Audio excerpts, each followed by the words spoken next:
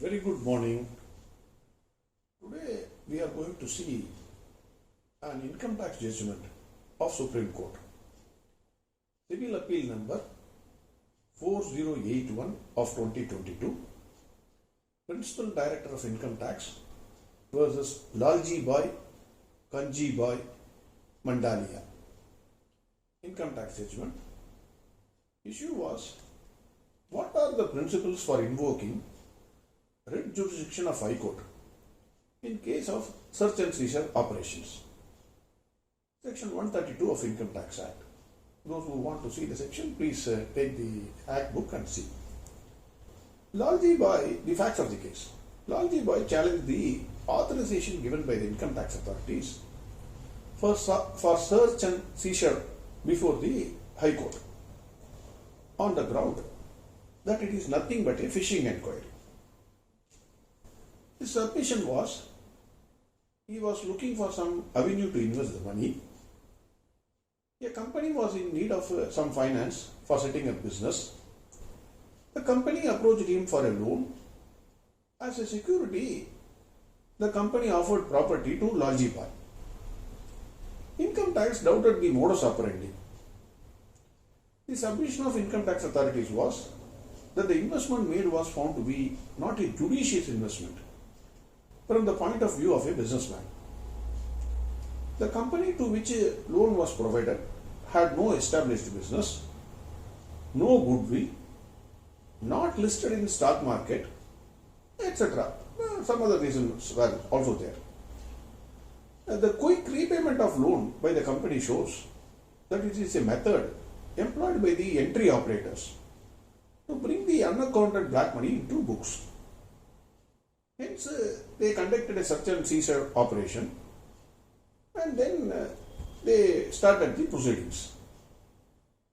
So, a writ petition was filed by the Lalji Bhai questioning this search and seizure operation conducted by the income tax authority. The High Court allowed the writ petition filed by Lalji Bhai on the ground that none of the conditions specified in section 132 of Income Tax Act was complied with. This is the judgment of the High Court. The income tax authorities challenged the High Court order before Supreme Court. Supreme Court laid down the principles for invoking the writ jurisdiction of High Court. So there are almost 9 points. One by one I will tell you. 1. Supreme Court held the formation of opinion and reasons recorded for conducting search and seizure operations is not a judicial or quasi-judicial function, but an administrative function. So the decision taken by the income tax authority is only an administrative function. Second point, information must be in possession of the authorized officer. Formation of opinion must be honest and bona fide. It should not be a mere pretense. Any extraneous or irrelevant material would vitiate the belief or satisfaction of the authorities. This is the second point. Third point, authority must have reasonable belief that the person concerned has omitted or failed to produce the books of accounts or other documents for which summons or notice issued, or that person will not produce such books of accounts or documents even if notice or summons are issued. So there must be either the income tax authority should say that they have not produced the books of accounts or they will not produce the books of accounts. This is the third point. Fourth point, that person has money, bullion, jewellery or other valuable articles representing wholly or partly his income which has not been or would not be disclosed. This is the fourth point. Fifth point, in case of challenge, reasons have to be placed before the High Court. Income tax authority must place the reasons. Why he came to that conclusion. Court would examine the reasons, whether the reasons are nullified or a mere pretense. High Court has got the power. Supreme Court says no. High Court can always examine the reasons behind the search and seizure operation. Sixth point, The reasons must satisfy the judicial consciousness of the court, but court need not make it as part of its order. This is very important. The reasons must satisfy the judicial consciousness of the court, but court need not make it as part of order. Because in one high court, they have recorded all the reasons in the order itself. So that means that the secret, it has become an open secret. Assessee can do anything. So Supreme Court says, no, High Court should not, can see the information with the income tax authorities in a sealed cover and then satisfy itself whether the reasons are there or not. And then they can pass an order without recording the reasons in the order. That is what it says. It is the sixth point. Seventh point, sufficiency of grounds which induce authority to act is not justiciable one.